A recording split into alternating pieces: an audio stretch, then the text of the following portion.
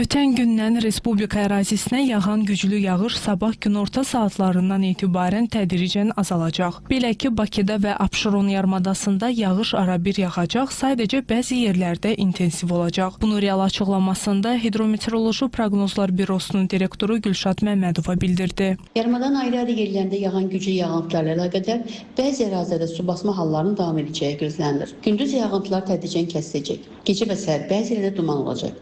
Şimal-qərb küləyi gündüz cənub-şərq küləyə əvəz olunacaq. Havanın maksimal temperaturunun 12-17 dərəcə isti olacağı gözlənilir. Bölgələrdə də bəzi yerlərdə arabir yağıntılı hava şəraiti davam edəcək. Dağlıq ərazilərdə qar yağacaq. Ayrı-ayrı yerlərdə yağıntıların intensiv olacağı, şimşək çaxacağı, dolu düşəcəyi ehtimalı var.